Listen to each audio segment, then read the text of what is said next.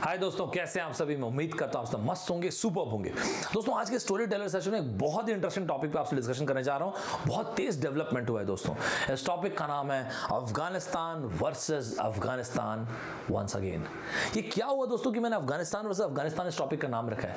ये कैसे हो सकता है कि एक देश अपने ही साथ लड़ रहा है। दोस्तों अभी अचानक कुछ ऐसा डेवलपमेंट हुआ कि जो यूएस वॉर चल रहा था अफगानिस्तान में, वो ऐसा लग रहा है कि यूएस की तरफ से तो ऐसा लग रहा है कि खत्म होने जा रहा है। क्यों दोस्तों, ऐसा क्यों लग रहा है? दोस्तों पहले एक बार नटशेल में बताता हूं, फिर आपको एक एक चीज क्रिस्टल क्लियर करके रख दूंगा। दोस्तों अभी ये देखने को मिला है कि यूएस के जो ट्रुप्स है, यूएस की फौज है, उसने जो अफगानिस्तान का काबुल के ऊपर उत्तर की तरफ आप देखेंगे, मैं आपको मैप दिखाऊंगा दोस्तों, तो जो बगराम एयरफील्ड है वहां से अपनी फौज को निकालना शुरू कर दिया, इवैक्यूएट करना शुरू कर दिया। दोस्तों यूनाइटेड स्टेट्स अफगानिस्तान में एंटर किया था तकरीबन आज से 20 साल पहले। बगराम जो है इसका एक स्ट्रैटेजिक सिग्निफिकेंस था, क्योंकि यूनाइटेड स्टेट्स और इसके अलावा नेटो के बिगेस्ट मिलिट्री फैसिलिटीज यहां पे थी दोस्तों। इसको यहां से एग्जिट करना, इवैक्यूएट करना एक अपने आप में एक तरह से सिग्नल है दोस्तों। एक तरह से आप ये बेकन कर रहे हो कि ये जो अमेरिका की हिस्ट्री का लॉन्गेस्ट चलने वाला वॉर था, ये खत्म हो रहा है। दोस्तों आपको याद होगा, तो मैंने आपके साथ पहले भी शेयर किया था, आज से 1 साल पहले यूनाइटेड स्टेट्स के 45वें राष्ट्रपति, 45th राष्ट्रपति, जिनका नाम है डोनाल्ड ट्रंप साहब, तो उन्होंने तालिबान के साथ एक ट्रीटी साइन किया था। और उसके बाद अभी यूनाइटेड स्टेट्स के 46वें राष्ट्रपति, 46 नंबर के राष्ट्रपति जो बाइडेन साहब ने कहा था, और हम 11 सितंबर के पहले यहां से अपनी फौज को बाहर निकाल लेंगे। यहां पे दोस्तों यूनाइटेड स्टेट्स की आज के तारीख में 2500 से 3500 फौज की टुकड़ी है यहां पे। दोस्तों ये एक यूनाइटेड स्टेट लेड नेटो, वहां पे जो अलाइज है उनकी फौज है, नेटो के 7000 करीब फौज वहां पे है दोस्तों। हालांकि इसके बाद भी अभी तक टर्की का क्लियर नहीं है। टर्की अभी भी वहां पे जो काबुल का इंटरनेशनल एयरपोर्ट है उसको सिक्योरिटी प्रोवाइड कर रहे हैं, देखते हैं कब तक प्रोवाइड करेंगे। जो भी है 11 सितंबर के पहले तो उनको भी निकलना ही पड़ेगा वहां से। दोस्तों 11 सितंबर का डेट इन्होंने इसलिए चूज किया क्योंकि 11 सितंबर आज से 20 साल पहले उस टेररिस्ट अटैक की एनिवर्सरी है जो अफगानिस्तान से ओसामा बिन लादेन ने किया था यूनाइटेड स्टेट्स पे।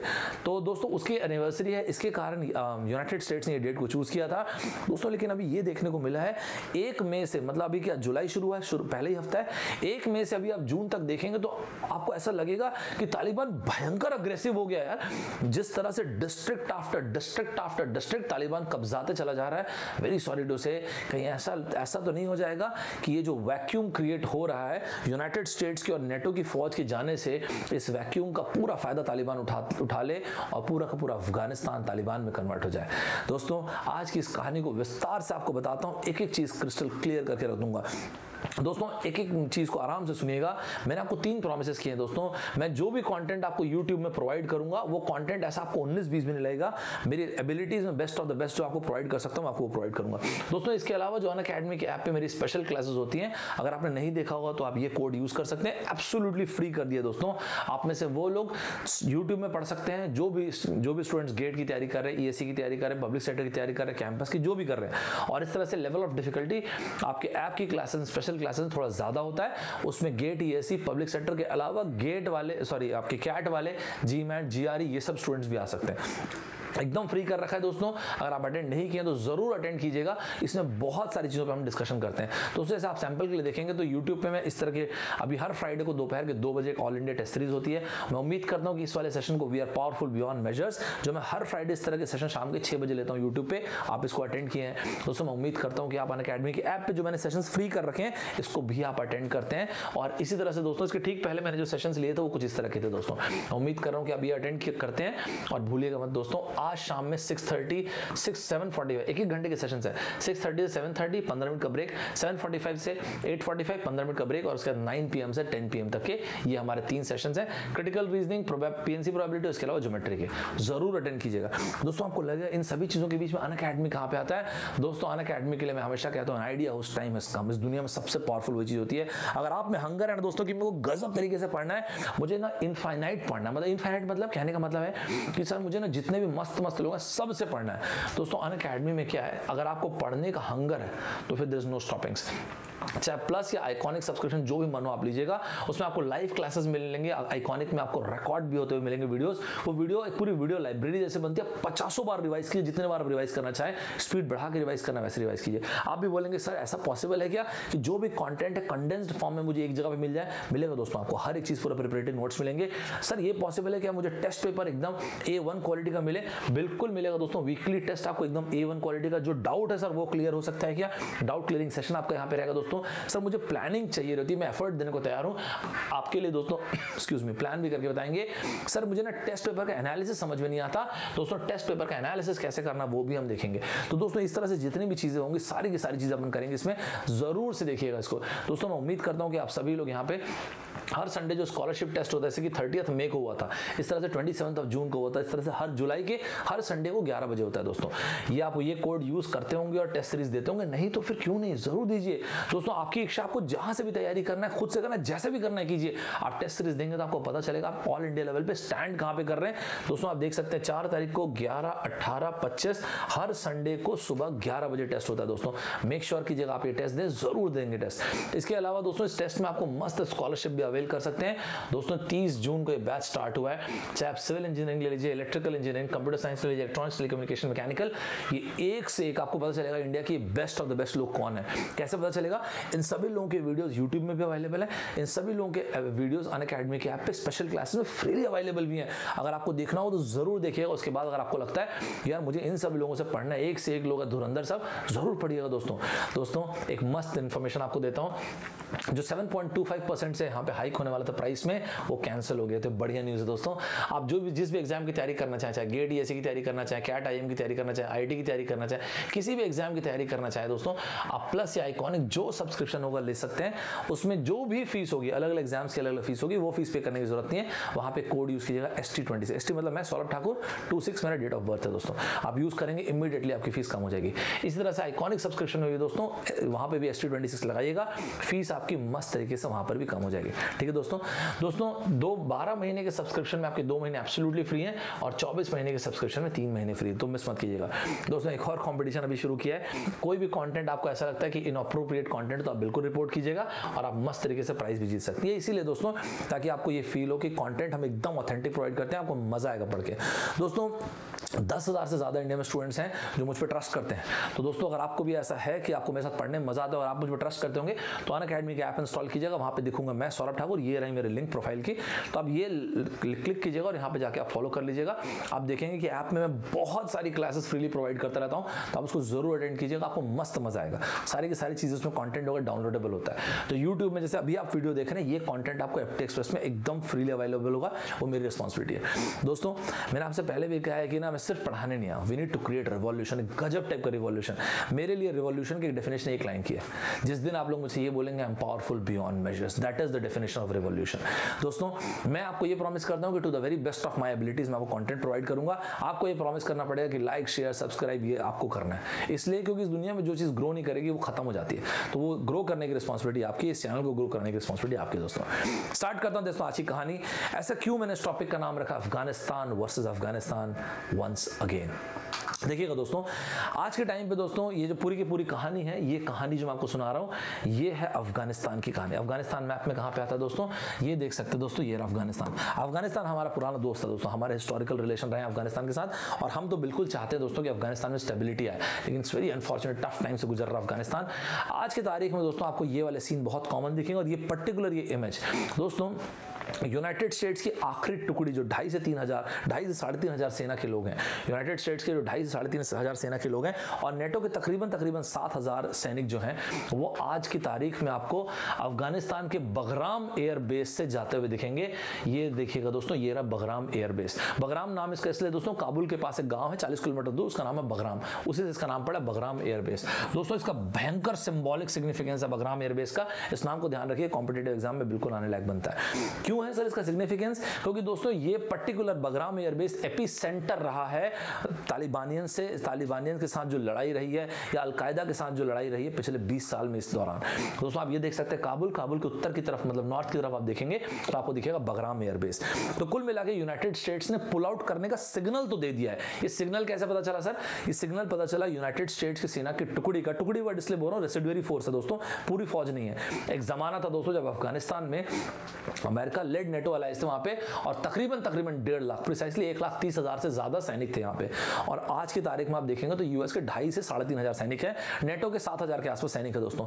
तो यहाँ बगराम से अपनी सेना को पुल आउट करना ये अपने आप में एक सिग्नल देने जैसा है कि हम कंप्लीट विड्रॉल, जो पूरी दुनिया तो सोचती थी कि 11 सितंबर के पहले करवा देंगे बाइडेन साहब, लेकिन किसी ने ये नहीं सोचा था कि इतने जल्दी कर देंगे। तो ये वो सिग्नल है कि 11 सितंबर तो शायद बहुत दूर है, दिल्ली दूर है, हम तुरंत के तुरंत बहुत जल्दी शायद यहां से हम अपने सेना की टुकड़ी को बुला लेंगे।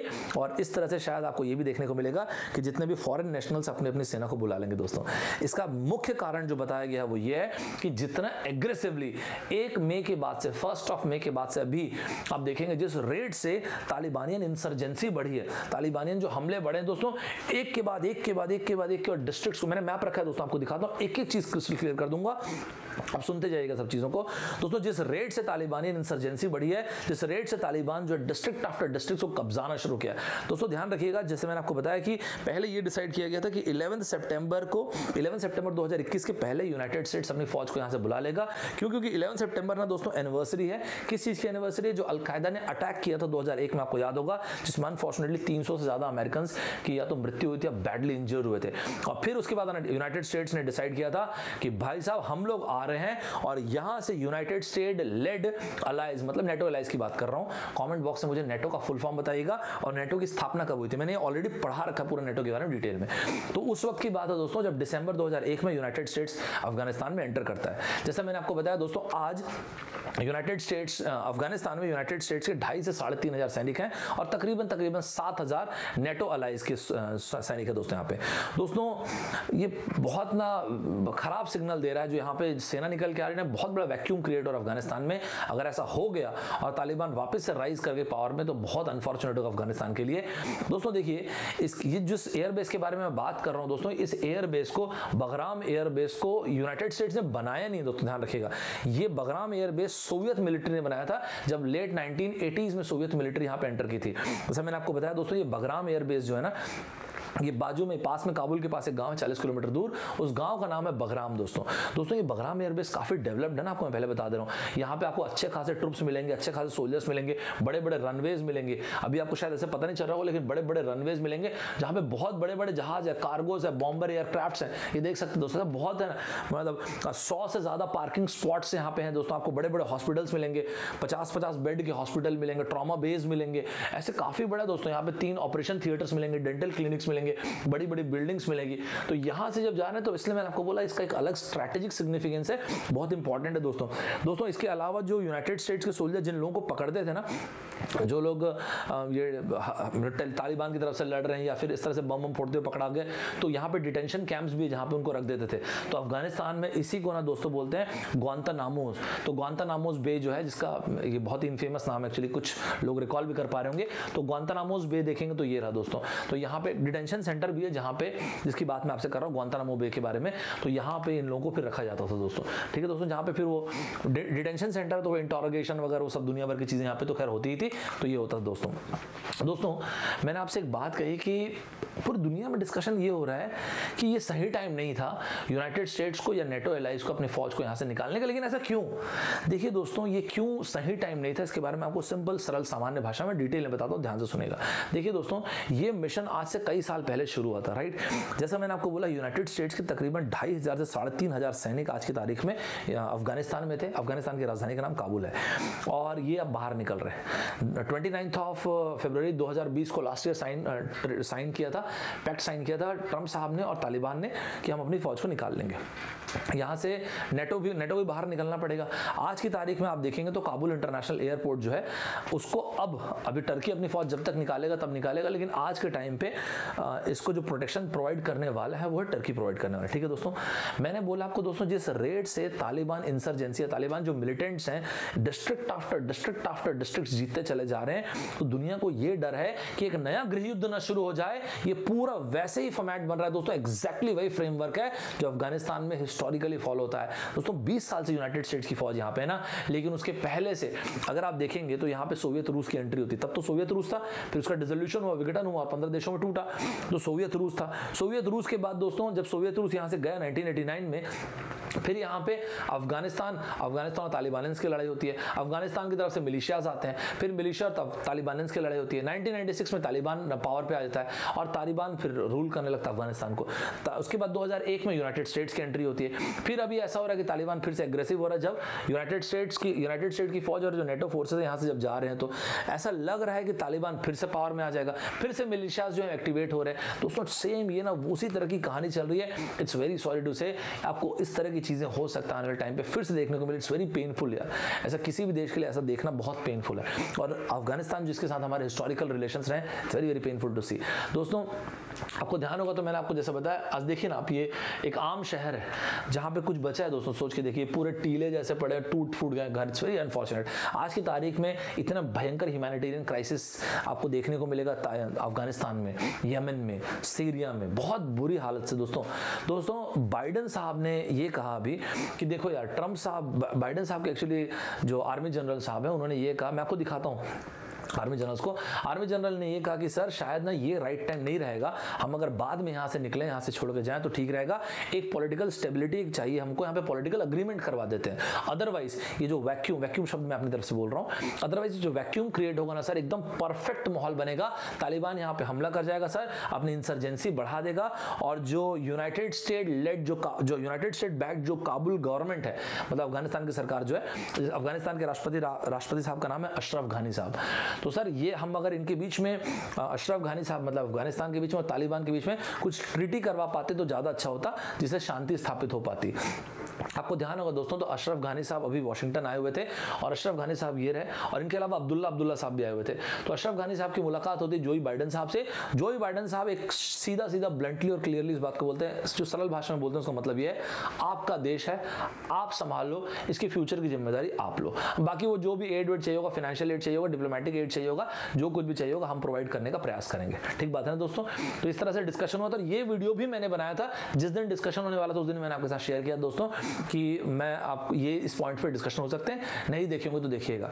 कुल मिलाकर जो यूनाइटेड स्टेट्स के राष्ट्रपति 46 राष्ट्रपति बाइडेन साहब ने अशरफ घानी साहब से कहा था वो ये है कि जो भी कंसिक्वेंसेस होंगे हमारे सोल्जर्स के निकलने के बाद, उसके लिए देख लो भाई, आप जिम्मेदार हो, आपको संभालना पड़ेगा। क्योंकि हम लोगों ने तालिबान के साथ ऑलरेडी डील किया हुआ है लास्ट ईयर 29 फरवरी 2020 में, और उसके हिसाब से हमको और नेटो अलायंस को हमको यूनाइटेड आपके अफगानिस्तान की जमीन को छोड़ना पड़ेगा। हालांकि हम लोगों ने तालिबान को क्लियरली बता रखा है। अब देख सकते हैं दोस्तों, Biden says Afghans must decide their future, जो मैं आपको लैंग्वेज बोला दोस्तों कि देख लो, आपका देश है, आप संभालो, आप देख लो जो भी करना है। As US troops withdraws, mister Biden told president Ashraf Ghani that United States would still offer security assistance, अगर आपको लगेगा तो हम सिक्योरिटी असिस्टेंस प्रोवाइड करेंगे, diplomatic assistance and humanitarian aid. मतलब जो पैसा वैसे की जरूरत होगी अगर 2022 तक देखेंगे तो वैसे भी $3 बिलियन का फाइनेंशियल असिस्टेंस प्रोवाइड कर चुका अफगानिस्तान को यूनाइटेड स्टेट्स ने, तो वो जो भी चाहिए होगा हम प्रोवाइड करेंगे। ह्यूमैनिटेरियन क्राइसिस, एक्चुअली बहुत सारे जो आम लोग हैं वो भी यूनाइटेड स्टेट्स के, यूएस की आर्मी या फिर अफगानिस्तान की आर्मी की तरफ से लड़ रहे थे, उनको हेल्प कर रहे थे। उनके लिए ये कहा गया कि जो आजू बाजू की कंट्रीज हैं, हम ट्राई करेंगे कि आपको टेम्पररी रेफ्यूजीज के रूप में वहां पर अगर आपको भेज पाए तो आजू बाजू की कंट्रीज को रिक्वेस्ट किया गया।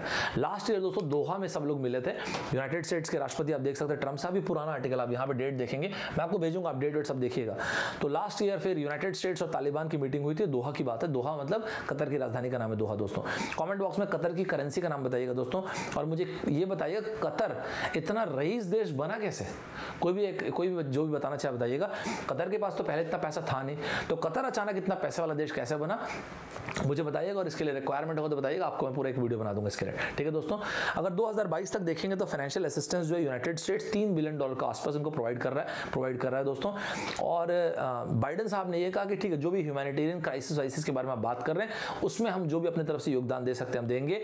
आपको और तालिबानियंस को मेक श्योर करना है कि आप लोग शांति बना के रखें, वायलेंस मत कीजिएगा, ह्यूमन राइट्स का उल्लंघन मत कीजिएगा। दोस्तों ये बार बार जब हम बोलते हैं कि तालिबान बहुत तेजी से जो डिस्ट्रिक्ट्स आफ्टर डिस्ट्रिक्ट्स कैप्चर कर रहा है, कोई मैप अगर है क्या दोस्तों? ये मैप अगर देखिएगा ध्यान से आप, मैं थोड़ा सा इधर ही आता हूं, आपको अच्छे से देखिएगा। ये देखिएगा दोस्तों, ये जो ग्रे कलर है ना, GOA लिखा, मतलब government of Afghanistan. Government of Afghanistan के पास क्या बच रहा है? ये सेंट्रल अफगानिस्तान ही तो बच रहा है दोस्तों। ये कंटेस्टेड, मतलब यहाँ पे मतलब विवाद चल रहा है अभी, और ये तालिबानियन कंट्रोल है 164 डिस्ट्रिक्ट्स में, जो ब्लैक कलर में। दोस्तों ये ना सिर्फ मई से मैं बता रहा हूँ आपको, ये मई से बता रहा हूँ। Taliban doubles number of control Afghanistan districts since 1 मई। तो 1 मई से आप देखेंगे तो तालिबान के द्वारा जो एक्वायर किया और डिस्ट्रिक्ट्स बहुत तेजी से बढ़ रहा है दोस्तों। इसलिए मैंने आपको बोला। इसके बाद ये होगा दोस्तों कि जो इनकी मिलिशियाज, अफगानिस्तान की मिलिशिया, वही अब तो एंटर खैर कर ही दी है, क्योंकि with all due respect army की, दुनिया की हर एक आर्मी की आपको रिस्पेक्ट करना चाहिए हमको। लेकिन अनफॉर्चुनेटली ऐसा आप देखेंगे तो आर्टिकल्स आपको देखने को मिलेंगे जहां आप देखेंगे कि अफगानिस्तान की आर्मी ना फिजिकली, मेंटली और स्ट्रैटेजिकली गिव अप कर चुकी है, और इसलिए बहुत आसानी से तालिबानियंस के पास ना बहुत आसान हो रहा है उनको एक आफ्टर एक के बाद दूसरी टेरिटरी और डिस्ट्रिक्ट्स को कैप्चर करते जाना। दोस्तों ये भी कारण है क्योंकि जब यूनाइटेड स्टेट्स के सोल्जर्स यहाँ पे जा रहे हैं तो एक तो टैक्टिकल और लॉजिस्टिक सपोर्ट मतलब तकरीबन नहीं रहेगा। इसके अलावा भी जो हथियार इकट्ठा हुए थे या बम गोला बारूद इकट्ठा हुए थे पिछले 20 साल में, धीरे धीरे वो भी खत्म हो रहे हैं। और इसीलिए अब इसके बाद ना मिलिशिया जो अभी लड़ना शुरू तो ऑलरेडी कर चुके अफगानिस्तान में, एक समय के बाद ये हो जाएगा कि अफगानिस्तान मिलिशिया मेनली, और उसके पीछे अफगानिस्तान की आर्मी रहेगी, और इसके साथ लड़ाई होगी दोस्तों तालिबान की फौज की। दोस्तों ये फॉरेन पॉलिसी के ऊपर आर्टिकल आता है, मतलब अखबार मैगजीन जो भी बोल लीजिए, बहुत अच्छा लिखते हैं ये लोग। तो as Afghan forces melt away, ये देखिए दोस्तों, इसका मतलब होता है भाग जाना। I am really sorry to say, मैं इस तरह के वर्ड किसी भी देश के आर्मी के लिए यूज करना पसंद नहीं करता, लेकिन आप यहाँ पे देख सकते हैं। तो इसका रीजन भी यार, इसका आप ये भी तो सोचिए ना, मतलब 20 साल से लड़ाई चल रही है यार, अरे कभी तो खत्म हो। ग्रेवयार्ड ऑफ एम्पायर्स बोलते हैं दोस्तों अफगानिस्तान को, ग्रेवयार्ड ऑफ एम्पायर्स, मतलब एक ऐसा रीजन जहां पे फॉरएवर वॉर चल रहा है, कभी खत्म ही नहीं हुआ यार वहां पे युद्ध। लोकल आर्म्ड ग्रुप्स, इसी को मिलिशियाज बोलते हैं दोस्तों, are left to hold the line against Taliban. यही मैंने आपको बोला दोस्तों इसलिए आप देखेंगे ना तो यूनाइटेड स्टेट्स ने आजू बाजू के जो सेंट्रल एशियन कंट्रीज हैं, मेरे कहने का मतलब दोस्तों कजाकिस्तान, तजाकिस्तान, उज्बेकिस्तान, उनको रिक्वेस्ट किया है कि देखिए जी अगर पॉसिबल हो तो जो अफगानिस्तान के 10,000 लोग ऐसे हैं, आम लोग ऐसे हैं जो यूनाइटेड स्टेट्स की आर्मी को और अफगानिस्तान की आर्मी को किसी ना किसी तरीके से मदद पहुंचाते थे, इनको आप कम से कम टेम्परेरी रेफ्यूजीज के रूप में लेकिन अपने देश में जगह दीजिए, ये आपको करना पड़ेगा। देखिएगा दोस्तों, US seeks refugee for Afghanistan staff, आप देख सकते हैं दोस्तों, as it hands over key base, ये भी बगराम एयरबेस के बारे में बात कर रहे हैं। और यहाँ पे जो 3 सेंट्रल एशियन कंट्रीज लिखे हैं दोस्तों, उसी 3 सेंट्रल एशियन कंट्रीज के बारे में बात कर रहे हैं जो मैं आपको ये बता रहा था, वो कजाकिस्तान के बारे में, तजाकिस्तान के बारे में और उज्बेकिस्तान के बारे में दोस्तों। United states depart Bagram airbase almost 2 decades after invasion, तो ये तकरीबन 20 साल के बाद। जैसे मैंने आपको बताया दोस्तों, बाइडेन साहब ने बोला कि देखिए ऑलरेडी ट्रंप साहब के एडमिनिस्ट्रेशन ने ऑलरेडी डील साइन कर रखा है तालिबान के साथ, तो हम उसको चेंज नहीं करेंगे, तो हम तो इस डील को फॉलो करने वाले हैं। और पहले अप्रैल के महीने में यार बाइडेन साहब ने बोला था कि 11 सितंबर के पहले हम अपनी फौज को यहां से निकाल लेंगे, लेकिन अभी पिछले 5-7 दिन में जो डेवलपमेंट हुआ, भयंकर तेज डेवलपमेंट हुआ यार, और इससे जो वैक्यूम क्रिएट हो रहा है अफगानिस्तान में, ये बहुत डेंजरस है दोस्तों, काफी डेंजरस है। ईरा एंड्स, मतलब यूएस की फौज का जाना, अनसर्टेनिटी लूम्स, इसी चीज को मैंने वैक्यूम नाम बोला है दोस्तों। गल्फ कंट्रीज में वैक्यूम बहुत डेंजरस हो जाता है ना। As US forces quit main Afghanistan base, जिसको बगराम एयरबेस के बारे में बात कर रहे हैं दोस्तों। आप मुझसे सवाल पूछेंगे, सर एक बात है, क्या अफगानिस्तान का युद्ध वाकई में खत्म हो गया? दोस्तों किसी को नहीं पता ये बात। अफगानिस्तान युद्ध का खत्म होना क्या होता है, मैं एक बार लास्ट में आपको कंक्लूडिंग स्टेटमेंट दूंगा, लेकिन आप मुझसे पूछेंगे एक्चुअली अगर नहीं है तो ये आखिर वॉर कब खत्म होगा? दोस्तों वेरी सॉरी टू से एक स्टेटमेंट बोलूंगा, शायद कभी नहीं, या तो फिर अभी तो ऐसा देख के लग रहा है कि शायद कभी नहीं। तो ये बोलते हुए अच्छा नहीं लग रहा है, लेकिन आपको एक यथार्थ है दुनिया का दोस्तों। ये देखिए दोस्तों, आप देखेंगे तो मैंने आपको ये देखिए पूरी दुनिया में यही डिस्कशन होता था, when is the US war in Afghanistan really over, कब खत्म होगा यूएस का वॉर, और ऐसे भी अफगानिस्तान में वॉर कब खत्म होगा। मैंने ये दुनिया में दोस्तों ये कहा था, ग्रेवयार्ड ऑफ एम्पायर्स कहा था अफगानिस्तान को। दोस्तों यूएस ट्रूप्स लीव की एयरबेस, बगराम एयरबेस के बारे में बात करें, but when will the war in Afghanistan really over. तो हर एक कोई ना दोस्तों, आप दुनिया के लॉस एंजलिस टाइम्स जरूर पढ़िएगा, अच्छा आर्टिकल है, when is the US war in Afghanistan really over, although combat troops and 20 years of accumulated war. ये आपको मैंने बोला था दोस्तों, कॉम्बैट ट्रूप्स तो जा रही है और पिछले 20 साल से जो भी लड़ाई करने के लिए जो गोला बारूद असला जो भी चाहिए था, वो सारा का सारा मटेरियल भी धीरे धीरे खत्म हो रहा है दोस्तों। और इसके साथ आप देखेंगे ना दोस्तों, इसीलिए आप देखेंगे तो इनके जनरल साहब ने कहा कि सर हमको, मेरे ख्याल है अभी तुरंत नहीं जाना चाहिए, थोड़ा ये वैक्यूम क्रिएट हो जाएगा। सर यूनाइटेड स्टेट्स के general commandant general mister Frank McKenzie साहब ने कहा कि सर हमको ना थोड़ा रुकना चाहिए, अदरवाइज बहुत दिक्कत हो जाएगी। जिस रेट से तालिबानियंस जो हमला कर रहे हैं, district after district after district जो जीतते चले जा रहे हैं, सर हमको बहुत, मतलब इनको बहुत दिक्कत हो जाएगी। देखिए दोस्तों, जो आप यूनाइटेड स्टेट्स के बारे में अगर आप ये सोचते हो कि यूनाइटेड स्टेट्स जो है जमीन, मतलब जिसको बोलते हैं ग्राउंड कॉम्बैट में अफगानिस्तान को मदद करता, तो ऐसा नहीं दोस्तों।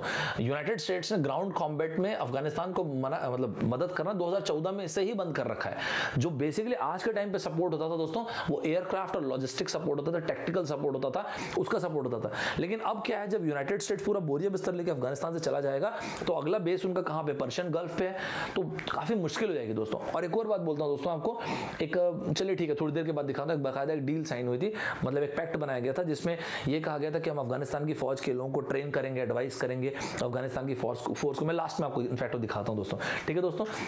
तो दोस्तों यही चीज ना आप, सॉरी पहले एक बार ये देखिए, आप यहां पे देखिए, general Frank McKenzie will have authority until September to defend Afghanistan forces against the Taliban. लेकिन मुझे ऐसा लगता है उसके बहुत पहले, वो जरूरत पड़ेगी तो पर्शियन गल्फ से आएंगे और तो क्या ही करेंगे, लेकिन उसके बहुत पहले यूनाइटेड स्टेट की फौज यहां से पूरी तरह से चली चुकी होगी, मतलब जा चुकी होगी दोस्तों। मैंने बगराम के बारे में ये कहा कि एपी सेंटर रहा है दोस्तों, और ये एपी सेंटर इसलिए रहा है क्योंकि मेन अटैक से लेकर सब कुछ मैंने आपको दिखाया ना दोस्तों, इतनी सारी फैसिलिटीज से लेकर सब कुछ वहां पे था दोस्तों। यूनाइटेड, देखिए क्या होगा ना, अभी यूनाइटेड स्टेट्स अफगानिस्तान से निकलेगा, फिर बोलेगा कि आपको जो भी चाहिए, फाइनेंशियल एड चाहिए, डिप्लोमेटिक एड चाहिए, उसको क्या बोलते हैं, ह्यूमैनिटेरियन आपको मदद चाहिए, जो भी मदद चाहिए आप बताओ। धीरे धीरे यहां से यूएस बाहर निकल जाएगा और ये लड़ाई रह जाएगी अफगानिस्तान वर्सेस अफगानिस्तान की। दोस्तों आपको समझ में आ गया, मैंने आज के सेशन का हेडिंग जो रखा, ये क्यों रखा, अफगानिस्तान वर्सेस अफगानिस्तान इसलिए रखा दोस्तों क्योंकि एग्जैक्टली वही टेम्पलेट है जो पहले भी फॉलो हो रहा था। यूनाइटेड स्टेट्स और उसके अलाइज तो पिछले 20 साल से ही अफगानिस्तान में ना, लेकिन अगर आप ऐसे देखेंगे तो 40 से ज़्यादा साल से दोस्तों अफगानिस्तान उसी चीज़ को फॉलो कर रहा है, अनफॉर्चुनेटली उसी गृहयुद्ध से गुजर रहा है दोस्तों। आप इसके 20 साल के पहले देखेंगे तो पहले वहाँ पे रशिया था, मतलब यूएसएसआर, तब तो यूएसएसआर था, यूएसएसआर 1989 में वहाँ से गया, फिर वहाँ पे जो इनकम्बेंट सरकार थी उसके ऊपर तालिबान ने हमला किया, मिलिशियाज लड़े लेकिन नहीं कुछ कर पाए। तालिबान 1996 में उसको अथॉरिटी मिल गई, 1996 के बाद तालिबान ने रूल करना शुरू किया, फिर 2001 में यूएस की एंट्री होती है, फिर वैसे ही वैक्यूम क्रिएट हो रहा है, यूएस और नेटो अलाइज यहाँ से जा रहे हैं, फिर तालिबान एग्रेसिव होना शुरू हो गया, फिर तालिबान रूल करने लग जाएगा, फिर ऐसा हो जाएगा कि तालिबान रूल करता रहेगा, फिर कुछ चीज़ होगी, शायद इंटरनेशनल कम्युनिटी एंटर करे, जैसा भी होगा दोस्तों। तो ये वैसे ही वो चक्र जैसा है दोस्तों, वो चलता चला जा रहा है दोस्तों। अगर आप मुझसे पूछेंगे कि जो यूएस की आर्मी जो अफगानिस्तान से जा रही है, इसके बारे में अगर आप मुझसे बोलेंगे, देखिए दोस्तों मैंने आपको बोला ना कि ये अफगानिस्तान कहलाता है graveyard of empires, right. तो आज से तकरीबन 20 साल पहले, आज से ये जनरल फ्रैंक मैकेंजी, जो मैंने जिनका नाम आपको थोड़ी देर पहले बता रहा था, यही है मिस्टर जनरल फ्रैंक मैकेंजी, ठीक है दोस्तों।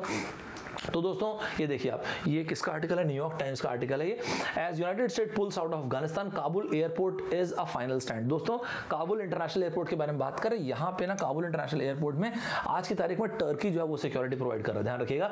With the main allied military air base about to close, negotiation are underway with Turkey.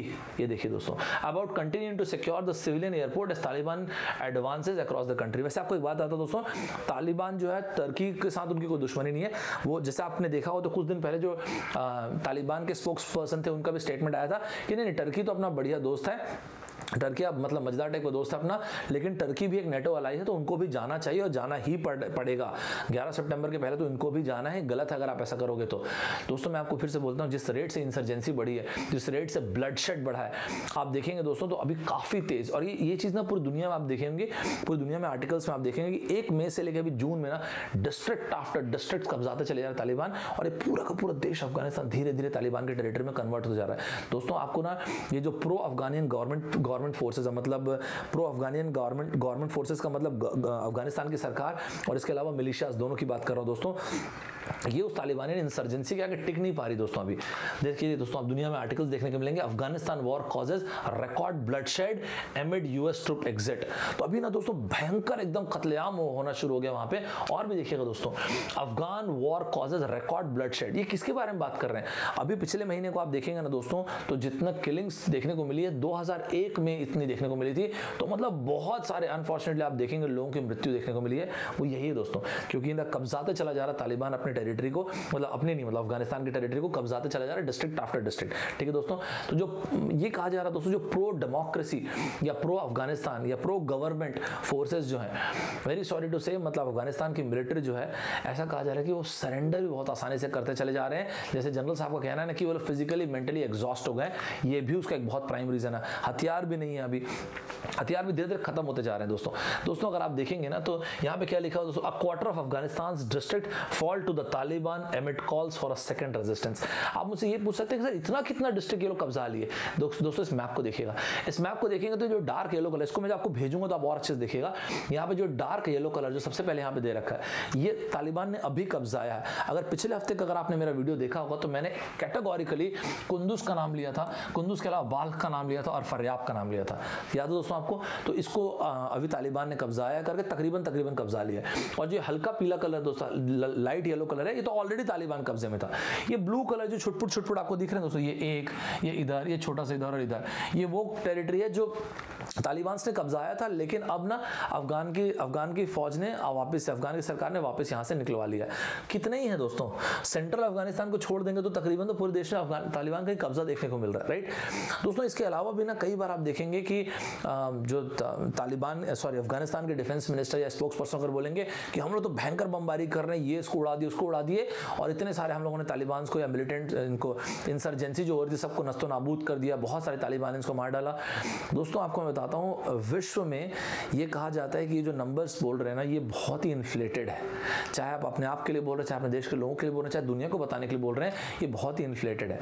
अगर आप इस मैप को देखेंगे तो आप इस मैप को अगर आप देखेंगे ना दोस्तों, तो ये कंपास हो गया, ये हो गया ईस्ट वेस्ट, ये हो गया नॉर्थ और ये साउथ। जरा आप ये नॉर्थ वेस्टर्न रीजन को देखिए, आपको कहीं पे भी सरकार दिख रही दोस्तों? आपको लगता है ये सब रीजन बच पाएंगे? पूरा ऐसे दबाते चले जा रहे हैं दोस्तों इस रीजन को। एक काम करते हैं, इस मैप को और भी देख लीजिए। मैं आपको नॉर्थ वेस्ट का रीजन, ये देखिए ये डिस्ट्रिक्ट जो नॉर्थ वेस्ट का रीजन है दोस्तों, ध्यान रखिएगा, ये स्पेशली जो डार्क येलो कलर है 1 मई से लेकर 29 जून, 2 महीने में, पिछले 2 महीने में जरा आप ये देखिए, आपको लगता है दोस्तों ये पूरे के पूरे रीजन जो है ये बचेंगे? बहुत मुश्किल है दोस्तों, इट्स वेरी डिफिकल्ट। बच जाए तो अच्छा ही है और पूरे आराम से शांति स्थापित हो और भी बढ़िया है। लेकिन जो आप सुनते हैं ना, जो मैंने आपको बताया डिफेंस मिनिस्टर हो गए या अफगानिस्तान के स्पोक्स पर्सन का जो बोलते हैं कि इतने लोगों को निपटा दिया हम लोग, इतने तालिबानियंस को हम लोगों ने मार दिया, ऐसा कहा जाता है दोस्तों कि ये बहुत इन्फ्लेटेड नंबर है सर, ऐसा तो हुआ भी नहीं होगा। दोस्तों आज की तारीख में अफगानिस्तान के तकरीबन 419 से 420 डिस्ट्रिक्ट्स ऐसे हैं, आप अभी मई से अगर आप काउंट करेंगे तो आप देखेंगे जो पूरी तरह से तालिबान के कब्जे में जा चुके हैं। जरा आप इस बार ग्राफ को देखिए, इस बार ग्राफ को देखेंगे तो आप देखेंगे यहाँ पे मई में आपको कुछ नहीं दिख रहा, मतलब तकरीबन कुछ नहीं दिख रहा है, और जून में देख रहे हैं आप दोस्तों कि क्या है, मतलब ये ग्राफ, ये डिस्ट्रिक्ट्स है दोस्तों जो अभी 1 मई से लेकर 29 जून में तालिबान ने कब्जाया अफगानिस्तान से। आप देख सकते हैं दोस्तों कितना बड़ा नंबर है यार, मतलब कंटिन्यूअसली आप देखो पूरे डिस्ट्रिक्ट्स कब्जाते चले जा रहे हैं दोस्तों। इसलिए ना अभी जो काबुल है ना, अगर काबुल को पूरा एनसर्कल करते चले, अगर काबुल पूरी तरह से तालिबान के हक में चला गया तो ये बहुत बड़ा ना स्ट्रैटेजिक ब्लो होगा और ये बहुत डीप ब्लो हो जाएगा मेरे हिसाब से अफगानिस्तान के लिए। ठीक है दोस्तों एक बार अफगानिस्तान की पूरी सिचुएशन को इनके यूनाइटेड स्टेट के जनरल ऑस्टिन मिलर साहब हैं, उन्होंने भी काफ़ी कुछ कहा। ये रहा यूनाइटेड स्टेट के जनरल साहब मिस्टर ऑस्टिन मिलर साहब ने कहा कि सर, यूनाइटेड स्टेट्स के राष्ट्रपति बाइडेन साहब से कहा कि सर देखिए, ये जो पूरा रीजन है अफगानिस्तान के लिए दोस्तों, या तो ग्रेवयार्ड ऑफ एम्पायर्स भी बोलते हैं, फॉरएवर वॉर रीजन है दोस्तों, तो यहाँ तो हमेशा से युद्ध चलता आ रहा है दोस्तों। तो उन्होंने कहा कि सर हमको ना इस वक्त पे अफगानिस्तान को छोड़ के नहीं जाना चाहिए, हमको मेक श्योर करना चाहिए कि यहाँ पे इस वक्त पे ये ना सर, अगर काबुल गए इनके हाथ से तो इसका एक अपने आप में स्ट्रैटेजिक वैल्यू सर, एक सिग्निफिकेंट स्ट्रैटेजिक वैल्यू होल्ड करता है सर। जो हम लोग बगराम एयरबेस को छोड़ के जा रहे हैं, ये भी एक स्ट्रैटेजिक वैल्यू होल्ड करता है। अभी क्या होगा सर, अगर हम यहाँ पे छोड़ के गए, एक भयंकर बड़ा वैक्यूम क्रिएट होगा, तुरंत मिलिशिया आएगी, नेशनल सिक्योरिटी फोर्स फोर्स के रूप में, और तुरंत के तुरंत क्या होगा, एक ना सिविल वॉर शुरू हो जाएगा मिलिशियाज के बीच में और तालिबानियंस के बीच में, ऐसा कहना है दोस्तों जनरल ऑस्टिन मिलर साहब का। अब देखिए दोस्तों, टाइम्स ऑफ इंडिया ने इसी बात को बोला, escalating violence put Afghanistan at risk of falling into civil war. US general जो लिख रहे हैं दोस्तों, इन्हीं के बारे में लिख रहे हैं, ऑस्टिन मिलर साहब के बारे में। तो ऑस्टिन मिलर साहब ने कहा कि मैं क्लियरली विजुअलाइज कर सकता हूं सर, ये एग्जैक्टली वैसा होगा जिस पैटर्न को अफगानिस्तान हमेशा से फॉलो करता है सर। यही तो हुआ था ना सर, यूएसएसआर की फौज थी, फिर यूएसएसआर की फौज यहां से गई, फिर वहां पे तालिबान का मिलिशिया से लड़ाई हुई और तालिबान ने फिर कब्जा लिया सर, एग्जैक्टली वही है। और दोस्तों ये आप देख सकते हैं, जैसे मैंने आपको बताया था अभी पिछले हफ्ते ही तो अशरफ घानी साहब के यूनाइटेड स्टेट्स के राष्ट्रपति जो बाइडेन साहब से इनसे मुलाकात होती है, और अब्दुल्ला साहब भी थे। मैंने आपको थोड़ी देर पहले बताया दोस्तों, इस पूरे संवाद में जो डिस्कशन होता है वो ये होता है कि आप और तालिबान शांति बना के रखिए, ह्यूमैनिटेरियन राइट्स को या ह्यूमैनिटेरियन सिक्योरिटीज को, ह्यूमैनिटेरियन वैल्यूज के लिए कमिटेड रहिए। जो भी आपको सिक्योरिटी असिस्टेंस चाहिए होगा, जो भी आपको फाइनेंशियल असिस्टेंस चाहिए होगा, जो भी आपको ह्यूमैनिटेरियन असिस्टेंस चाहिए होगा, हम आपको प्रोवाइड करेंगे, क्योंकि हमने तो ऑलरेडी डील साइन कर रखा था लास्ट ईयर और हमको तो जाना पड़ेगा। दोस्तों इस पे भी तालिबान ने कहा कि सर आपको तो 1 मई को ही चले जाना चाहिए था, जो आपने डील साइन किया था उसके हिसाब से, ये तो गलत है सर। दोस्तों मैंने आपको दिखाया था ऑस्टिन मिलर साहब के बारे में। ऑस्टिन मिलर साहब ने कहा कि सर हमको एक चीज जरूर करना चाहिए, ये ऑलरेडी वॉर्स के कारण एब्सोल्युटली वॉर टोर्न कंट्री है, हमें मेक श्योर करना चाहिए हम एक बार जब यहां से निकलें तो एक बार तो शांति समझौता करवा के ही निकलना चाहिए, अदरवाइज बहुत दिक्कत हो जाएगी। दोस्तों मेरे हिसाब से ऑस्टिन मिलर साहब जिस तरफ इशारा कर रहे हैं वो वियतनाम का युद्ध है। जैसे वियतनाम से 1973 में यूनाइटेड स्टेट्स निकला और पूरा का पूरा वियतनाम कम्युनिस्ट कन्वर्ट हो गया था। दोस्तों इसलिए टाइम्स ऑफ इंडिया में इकोनॉमिक टाइम्स का आर्टिकल आया था, टॉप यूएस जनरल फोर्सेस, ये फोर्सेस वर्ड यहां पे लिखा दोस्तों, Afghan civil war as security worsen. दोस्तों तो इनका जो कहना है वो ये कहना था कि देखिए सर 20 साल से तो हम यहां पे हैं, लेकिन पूरा टर्बुलेंस जो अफगानिस्तान में चल रहा है तकरीबन 42 साल से चल रहा है। रशिया तकरीबन 10 साल यहाँ पे ऑक्यूपाई करके रखा, फिर 1989 में वो लोग गए और उसके बाद फिर गृह युद्ध हुआ, फिर तालिबानियंस आए 1996 में, और इस तरह से सर कुछ ना कुछ यहाँ पे चल रहा है। और सर आज की तारीख में जो अफगानिस्तान की फौज है वो फिजिकली मतलब एक फटीग से गुजर रही है, साइकोलॉजिकली हार चुके हैं, इनके पास ना असला बारूद जो है ये भी समय पे खत्म, ये समय आ रहा है कि खत्म हो जाएगा। तो सर ये पूरी तरह से हार चुके हैं। बस एक ही चीज उनको जो बचाएगी वो मिलिशियाज ही हैं, और मिलिशियाज के बाद आएंगी फिर वो सिविल वॉर ही होना है सर। कि मैप मैंने आपको थोड़ी देर पहले दिखाया दोस्तों, वही है। लास्ट पॉइंट दोस्तों मैं आपको अपनी तरफ से ये बोलता हूँ कि सर एक बात मुझे बताइए, 20 साल से यहाँ पे यूएस था, मतलब यूएस लेड नेटो अलाइज थे यहाँ पे, इस युद्ध को जीता कौन है? आपका भी डाउट ये होगा दोस्तों युद्ध जीतना क्या होता है पहले हम लोग ये समझ लेते हैं। दोस्तों अफगानिस्तान का ये जो वॉर था ये खत्म हुआ क्या, और अगर हुआ तो कौन जीता? एक बार मैं थोड़ा सा आपको पीछे की तरफ से लेके आता हूँ दोस्तों। जब प्रथम विश्व युद्ध हुआ 1914 की बात है, 1914 की बात है। 1914 से दोस्तों चलना शुरू हुआ था प्रथम विश्व युद्ध, मतलब फर्स्ट वर्ल्ड वॉर। दोस्तों फर्स्ट वर्ल्ड वॉर खत्म कब होता है? फर्स्ट वर्ल्ड वॉर खत्म होता है युद्ध विराम, मतलब आर्मिस्टिस साइन होता है दोस्तों। जर्मनी साइन करता है, एक आर्मिस्टिस साइन होता है, युद्ध विराम साइन होता है। तो जर्मनी साइन करता है दोस्तों 11 नवंबर 1918 को। दोस्तों आर्मिस्टिस जैसे ही साइन होता है आप देख सकते हैं how did world war 1 and and what happened next. तो दोस्तों इस तरह से प्रथम विश्व युद्ध समाप्त होता है, राइट। और प्रथम विश्व युद्ध जैसे ही समाप्त होता है पूरी दुनिया में मतलब बहुत सेलिब्रेट किया जाता है। इनफैक्ट आज भी 11 नवंबर को यूनाइटेड स्टेट्स में फेडरल हॉलीडे होता है दोस्तों, मतलब फेडरल गवर्नमेंट उसको हॉलीडे मानती है। इसके बाद जर्मनी को साइन करना होता है ट्रीटी ऑफ वर्सेल्स, जो बाद में जर्मनी का कहना था कि बहुत ही, तभी तो एडोल्फ हिटलर राइज किया था ना, क्योंकि उनका मानना था ट्रीटी ऑफ वर्सेल्स एकदम बहुत ही ह्यूमिलिएटिंग है जर्मनी के लिए, ऐसा है वैसा है।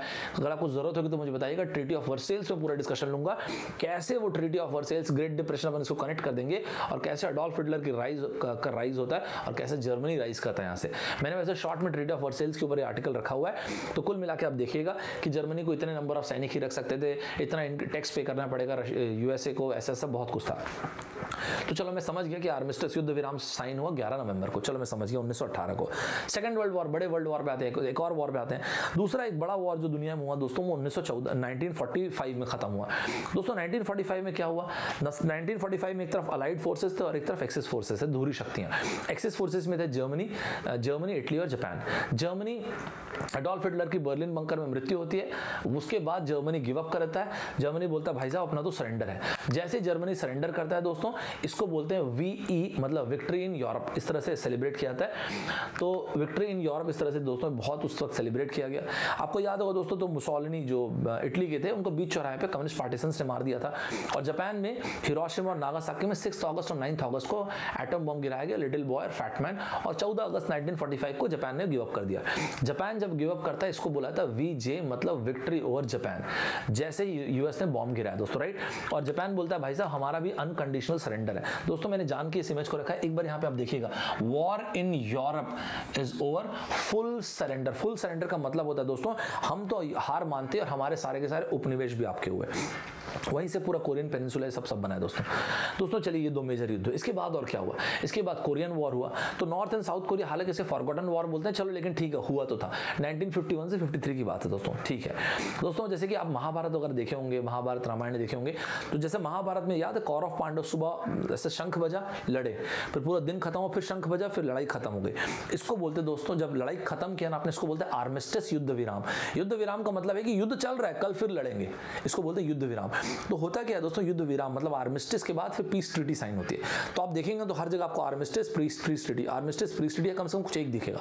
कोरिया जब लड़ाई कर रहा था, अगर आपको रिक्वायरमेंट को तो बताइएगा, पूरा कोरियन वॉर को मैं बताऊंगा कैसे नॉर्थ एंड साउथ कोरिया बना, कोरियन पेनिनसुला को डिवाइड कैसे किया गया। सेकंड वर्ल्ड वॉर के बाद ही किया गया था, ये तो जापान का ही तो उपनिवेश था। और इसके बाद किस तरह से नॉर्थ कोरिया ने साउथ कोरिया पे हमला किया, फिर कैसे डगलस मैकार्थर पिक्चर में आते हैं, फिर पुसान से किस तरह से हमला करते हैं इंचियन पे, कैसे नॉर्थ कोरिया को सरप्राइज करते हैं, कैसे साउथ कोरिया पूरा नॉर्थ कोरिया की फौज को ऊपर ढकेलता है, कैसे यालू नदी तक जाते हैं और वहां से चाइना की एंट्री होती है, और फिर कैसे लड़ते रहते हैं वहीं पे 38 पैरेलल, फिर किस तरह से डिवाइड होता है, फिर कैसे DMZ बनता है, डीमिलिटराइज जोन। ये पूरी कहानी मैं आपको सुना दूंगा, अगर जरूरत होगी तो कमेंट बॉक्स में लिख दीजिएगा, ठीक है दोस्तों। तो कुल मिलाकर जो भी होता है 1953 में नॉर्थ एंड साउथ कोरिया युद्ध विराम तो साइन करते हैं, हालांकि वो लोग पीस ट्रीटी साइन नहीं करते टेक्निकली। ये क्या था, इट्स ओवर। अच्छा, ये जो अपना सेकंड वर्ल्ड वॉर था, ठीक है दोस्तों, ये रहा, नॉर्थ एंड साउथ कोरिया ने आर्मिस्टिस किया, युद्ध विराम किया। टेक्निकली पीस ट्रीटी इनके बीच में, अगर इनके बीच पीस ट्रीटी लेकिन आज तक साइन नहीं हुई है। पीस ट्रीटी साइन नहीं होने का मतलब है टेक्निकली ये लोग अभी भी वॉर में, सिर्फ और सिर्फ आर्मिस्टिस ही साइन हुआ था, ठीक है दोस्तों। चलो मैं ये भी समझ गया दोस्तों। यूनाइटेड स्टेट्स को एक बहुत बड़ा भुगतान देना पड़ा था इस वॉर के लिए, वो था वियतनाम का युद्ध। आपको याद होगा दोस्तों क्या होता है, जब कोई भी देश किसी वॉर में जाता है ना, तो सबसे पहले वो अपने देश के लोगों को संबोधित करता है किसी भी मीडियम से, चाहे पेपर से, न्यूज़पेपर से, रेडियो से, टेलीविजन से, ताकि किसी भी देश को ना एक आंतरिक रूप से सपोर्ट मिलना चाहिए। कोई भी दुनिया का देश हो, वो बाहर और अंदर दोनों एक साथ नहीं लड़ाई लड़ सकता दोस्तों। वियतनाम के युद्ध में एग्जैक्टली इसी चीज से गुजरना पड़ा था यूएस को, जब यूएस में यंग लड़के लड़कियों ने एकदम भयंकर तरीके से बगावत कर दी कि कहां भेज दियो यार हमारे देश के लोगों को, हमारे सैनिकों को कहां भेज दियो, वियतनाम तो अपने को पता भी नहीं कि कहां पे है, और वियतनाम में जो भी कुछ हो रहा है उसके लिए हमारे सोल्जर्स क्यों जाएंगे वहां लड़ने के लिए। भयंकर विद्रोह हुआ था दोस्तों। और यहाँ पे दोस्तों रिचर्ड निक्सन ने कहा था कि मुझे वोट दो, राष्ट्रपति पद का जब चुनाव हुआ था यूएस में, मुझको वोट दो, मेरा प्रॉमिस है मैं यूएस के सोल्जर्स को वापस लेके आऊंगा। और इस तरह से दोस्तों रिचर्ड निक्सन साहब राष्ट्रपति बने थे। और आज भी याद है मुझे, यूनाइटेड स्टेट्स ने मेक श्योर किया था नॉर्थ एंड साउथ वियतनाम के बीच में 1973 को यूएस ने अपनी ट्रुप्स को पुल आउट किया था, और 1973 को इनके बीच में ये देखिए पुल आउट किया था। और यहाँ पे ना दोस्तों जब यूएस के सोल्जर्स वापस गए घर, और नॉर्थ एंड साउथ वियतनाम के बीच में नॉर्थ एंड साउथ वियतनाम के बीच में पैक्ट साइन हुआ था। लेकिन फिर उसके बाद जो फॉल था साइगॉन का, उसके बाद पूरा का 2 साल के बाद 1975 में पूरा का पूरा वियतनाम कम्युनिस्ट कन्वर्ट हो गया। चलो मुझे ये भी समझ में आ गया। इसके बाद दोस्तों एक बड़ा युद्ध अपन इराक को ले लेते 2011 में, जो इराक था। तो यूनाइटेड स्टेट्स की फौज यहाँ पे पहुंचती है और फाइनल डिपार्चर करती है 2011 में, ठीक है दोस्तों। तो यूएस की फौज इस तरह से 2011 में यहाँ से डिपार्चर होता है इराक से। फिर बाद में दोबारा 3 साल के बाद लोग एंटर करते हैं इराक में, जहां पे इराकी जो फौज थी जो कोलैप्स हो जा रही थी इस्लामिक स्टेट की जो मिलिटेंट्स उनके कारण, तो उनको उनकी हेल्प वगैरह करते हैं और यहां से फिर ये लोग बाहर निकल के आते हैं। चलो मैं ये भी समझ गया। लेकिन दोस्तों मुझे ये नहीं समझ में आ रहा है कि जब यूनाइटेड स्टेट्स लेड पूरा नेटो ग्रुप जो है अफगानिस्तान एंटर किया, क्या कहीं पर भी आपने सरेंडर जैसा शब्द सुना? नहीं, यहाँ पे कहीं पर भी हमने सरेंडर वाली चीज नहीं सुना। हमने कहीं पर भी ये नहीं सुना कि पीस ट्रीटी साइन हुई। हमने कहीं पर भी एक फाइनल विक्ट्री जैसी कोई चीज नहीं सुनी। कोई डिसाइसिव डिफीट देखने को नहीं मिली। तो फिर यहाँ पे फिर फौज बाहर कैसे आ रही है, ये समझ में नहीं आया दोस्तों बाइडन साहब ने कहा कि इनफ, बहुत हो गया। हम जिस चीज के लिए यहाँ पे गए थे, एक ही उद्देश्य के लिए गए थे कि हम डिसमेंटल कर देंगे अलकायदा को, और हम चाहते थे हम उसामा बिन लादेन को मार डालें। वो दोनों चीज हो चुका है। उसामा बिन लादेन जो यूनाइटेड स्टेट्स में 11 सितंबर 2001 को जो टेररिस्ट अटैक हुआ था उसके लिए रिस्पॉन्सिबल था। तो हम सिर्फ यही चीज चाहते थे कि ये काम हमको करना है, और हम लोगों ने वो चीज पूरी तरह से कर दिया। दोस्तों चलिए मैं समझ गया ये चीज, और यहाँ से यूनाइटेड स्टेट्स अपनी फौज को बाहर भी लेके आ रहा है। दोस्तों आज से कुछ साल पहले की बात है, 2015 की बात है, एक चीज साइन हुई थी जिसका नाम था नेटो रिजोल्यूट सपोर्ट मिशन। एक मिशन आया था, इसका पूरा नाम है दोस्तों नेटो रिजोल्यूट सपोर्ट मिशन। इसके अंतर्गत ये था कि हम अफगानिस्तान की फौज को ट्रेन करेंगे, एडवाइस करेंगे और असिस्ट करेंगे ताकि वो कैपेबल बन सके तालिबान से लड़ने के लिए। बेसिकली इसका ऑब्जेक्टिव ये था दोस्तों, ठीक है दोस्तों। तो दोस्तों आज की तारीख में एक समय था दोस्तों जब यहाँ पे अफगानिस्तान में नेटो अलाइज के अगर सारी फौज के सभी लोगों को देखेंगे, जो कि यूएस लेड था ऑफ कोर्स, तो वहाँ पे 1,30,000 से ज्यादा फौज के लोग थे। 50 अलग अलग नेटो कंट्रीज के वहाँ पे मेंबर्स थे, और वहाँ पे 1.5 लाख के आसपास फौज थी दोस्तों। एक समय फिर ऐसा है कि 10,000 के आसपास ट्रूप्स थे, मुश्किल से 36 देशों के, और आज धीरे धीरे धीरे वही पूरा पुल आउट हो जाएगा। दोस्तों पॉइंट ये है कि जब ये पूरी की चीज़ पुल आउट होगी तो अफगानिस्तान में एग्जैक्टली वही सिचुएशन बनेगी दोस्तों जो आज से अफगानिस्तान में 20-25 साल पहले बने थे। वहाँ पे यूएसएसआर की एंट्री होती है, यूएसएसआर के वहाँ से एग्जिट करता है 1989 में। और दोस्तों जब 1989 में यूएसएसआर एग्जिट करता है, उसके बाद मिलिशियाज और तालिबान के बीच में लड़ाई होती है। 1996 में दोस्तों तालिबान जो है वो राज करता है। 2001 में फिर यूएस आता है, और आज 2021 में जब बाहर जा रहा है फिर तालिबान उतना ही एग्रेसिव हो गया है दोस्तों। उसके बाद ये होता है 2001 के बाद 2021 में यूएस बाहर जा रहा है, तालिबान उतने एग्रेसिव हो गया, हो सकता है आने वाले टाइम पे तालिबान आपको राज करते हुए दिखे। और यहाँ से इसलिए दोस्तों अफगानिस्तान को कहा था ग्रेवयार्ड ऑफ एम्पायर्स। आपको क्या लगता है दोस्तों, आप अपना ओपिनियन जरूर शेयर कीजिएगा। ये जो आप यूएस की आर्मी को, यूएस नेटो आर्मी को, नेटो की यूएस अलाइड नेटो जो फौज को जाते हुए देख रहे हैं, आपको क्या लगता है? आप अपना ओपिनियन जरूर शेयर कीजिएगा। क्या यूनाइटेड स्टेट्स को इस वक्त जाना चाहिए था यहाँ से, थोड़ा समय रुक जाना चाहिए था? यूएस, मेरे कहने का मतलब यूएस मतलब पूरी नेटो फौज के लिए, तो इनको जाना चाहिए था या अभी रुक जाना चाहिए था? या अगर जाना चाहिए था तो जाने के पहले क्या कोई और अग्रीमेंट इनको करवाना चाहिए था तालिबान के बीच में और अफगानिस्तान की फौज के बीच में, अफगानिस्तान के बीच में? या आपको और कोई तीसरा सोल्यूशन लगता है जो यहाँ पे हो सकता है? नेक्स्ट क्वेश्चन दोस्तों ये है कि आपको लगता है कि आने वाले टाइम पे, सॉरी टू से, लेकिन क्या आपको ऐसा लगता है कि अफगानिस्तान नाम का देश पूरी तरह से तालिबान में कन्वर्ट हो जाएगा, या कहीं पर भी आपको ऐसे होप है कि नहीं सर, तालिबान जो है, तालिबान के ऊपर अफगानिस्तान ओवर पावर कर जाएगा? आप अपना ओपिनियन शेयर कीजिएगा, या पूरे के पूरे सिचुएशन के बारे में आपको क्या लगता है? अपना ओपिनियन जरूर शेयर कीजिएगा दोस्तों। ये थी हमारी आज की कहानी, ये था हमारा आज का स्टोरी टेलर का सेशन। मैं उम्मीद करता हूँ कि आप सबको मस्त तरीके से, सुपर तरीके से हर चीज क्लियर हो गई होगी। दोस्तों भूलिएगा मत, आज अनअकैडमी के ऐप पे इन टाइम्स पे क्लास होगी, एक भी चीज मिस मत कीजिएगा। 6:30 1 घंटे का सेशन होगा, 7:30 पे खत्म होगा, 7:45 से 8:45 पे खत्म होगा, 9 PM से 10 PM पे फिर खत्म हो जाएगा दोस्तों अनअकैडमी के ऐप पे मैं हर रोज 2 से 3 क्लासेस लेता हूँ, एब्सोल्युटली फ्री कर रखा है सभी लोगों के लिए। अगर आप GATE ESE, CAT IIM, GMAT, GRE, SSC किसी की भी तैयारी कर रहे हैं, बिल्कुल अटेंड कर सकते हो सेशंस को, आपको बहुत मजा आएगा इन सेशंस में। ठीक है दोस्तों, मुझे जरूर शेयर कीजिएगा और मुझे ये भी बताइएगा ये स्टोरी टेलर का सेशन आपको कैसा लगता है। ये थी हमारी आज की कहानी, अगली बार फिर से मिलते हैं। Bye bye everybody, take care, जय हिंद दोस्तों।